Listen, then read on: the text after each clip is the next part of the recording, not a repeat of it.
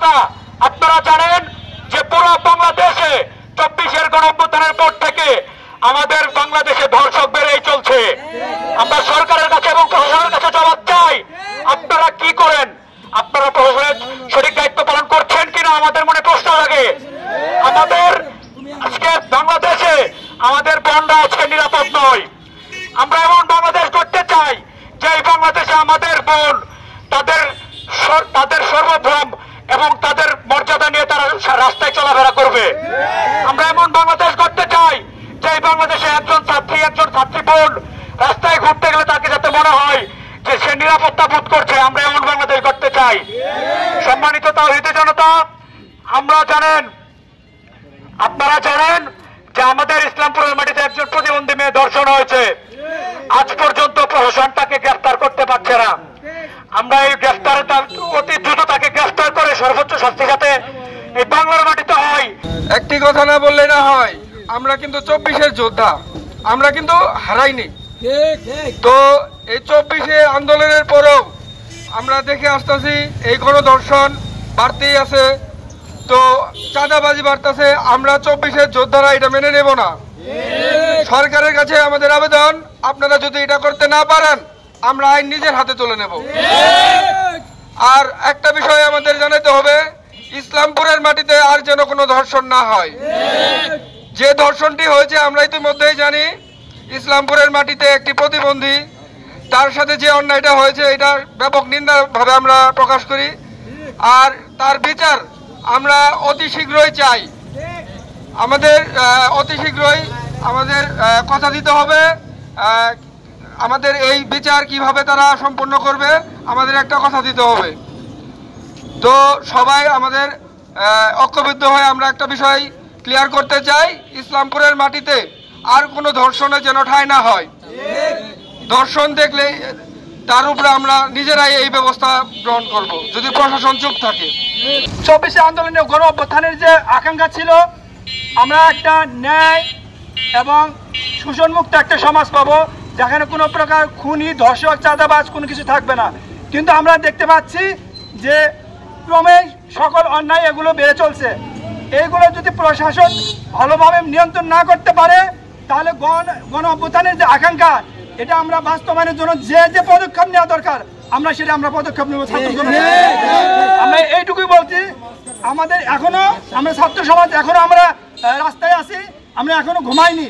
যদি প্রশাসন যদি এখানে ব্যর্থ হয় তাদের এই অন্যায়কে দমাইতে, তাহলে ছাত্র জনতা তারা নিজের হাতে এটা কঠোর হস্তে প্রতিবাদ করবে এবং কঠোর হস্তে দমন করবে। সময় যত গড়াচ্ছে অন্যায়ের হার যেন বেড়েই চলেছে। আমরা নতুন বাংলাদেশের নতুন ছাত্র সমাজের নেতৃত্বে গড়ে ওঠা যে বাংলাদেশে আমরা কোনো দর্শককে দেখতে চাইনি, আমরা কোনো দুর্নীতি পরায়ণ লোককে দেখতে চাইনি, আমরা দেখতে চাইনি একজন দুর্নীতিগ্রস্ত প্রশাসনকে। আমরা এখনো পর্যন্ত 3 মাস পেরিয়ে গেছে, প্রতিবন্ধী ধর্ষিত হয়েছে 4 জন, সংঘবদ্ধভাবে ধর্ষণ করার পরেও আসামিগুলো এখনো রাস্তাঘাটে মাঠে ঘাটে দিদারস্তে ঘুরে বেড়াচ্ছে। কিন্তু পুলিশ প্রশাসন, ইসলামপুরের পুলিশ প্রশাসন এখন নীরব ভূমিকা পালন করছে তারা দর্শকের মতো। আমরা আপনাদেরকে জানিয়ে দিতে চাই, যেভাবে ধর্ষণ হয়েছে সিসিটিভির মাধ্যমে দর্শককে তুলে নিয়ে যাওয়ার স্থানকে আপনারা শনাক্ত করবেন।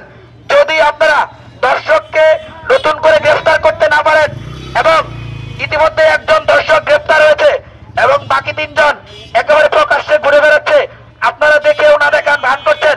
আপনারা জানেন শুধুমাত্র একটি কথার মধ্য দিয়েই স্বৈর শাসকের পতন হয়েছিল, কিন্তু আপনারা হয়তো জানেন না ছাত্রদের গায়ে যদি আগুন লেগে যায় সে আগুন সারা বাংলাদেশে ছড়িয়ে পড়বে বলে আমরা বিশ্বাস করি।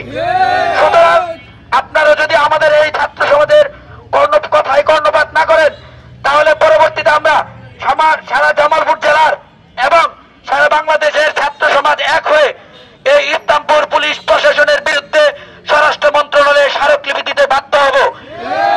সম্মানিত সাংবাদিক ভাই ও বন্ধুগণ, আপনারা জানেন যে ইতিমধ্যেই মামলা রুজু হয়েছে এবং আসামিকে ইতিমধ্যেই শনাক্ত করা হয়েছে। তবুও শনাক্তকারী আসামিরা এখনো ধরাছোঁয়ার বাইরে। পুলিশ কেন তাদের গ্রেফতার করছে না? এবং ইতিমধ্যে মামলার ট্রায়ালে মামলাটি চলছে।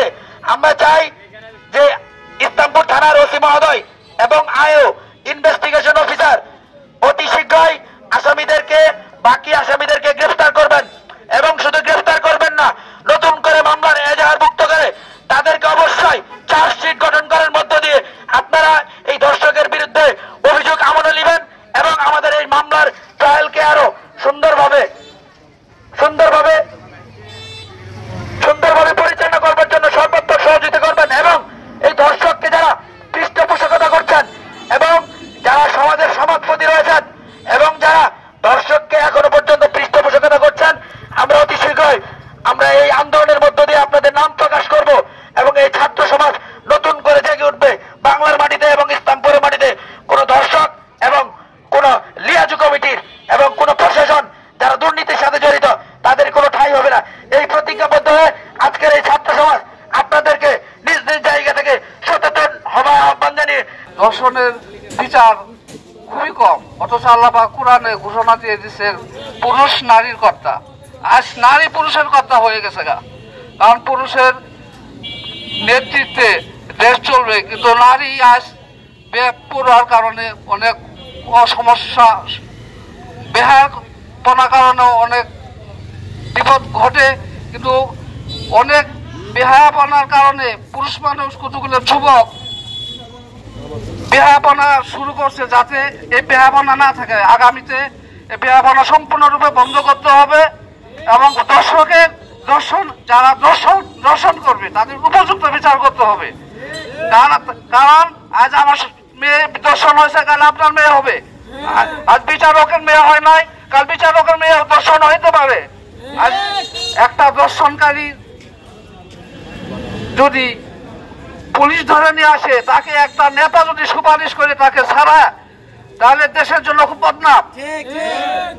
কারণ নেতারা ন্যায় বিচার করবে, নেতারা যদি অন্যায়ের পক্ষ নেয় তাহলে দেশে কারো নিরাপত্তা নাই। অতএব আপনারা সবাই সচেতন থাকবেন। প্রত্যেকটা নারীকে স্বাধীনতা দিতে হবে এবং তাদেরকে সম্মানজনক ভাবে তাদের চলাফেরা করার সুযোগ করে দিতে হবে।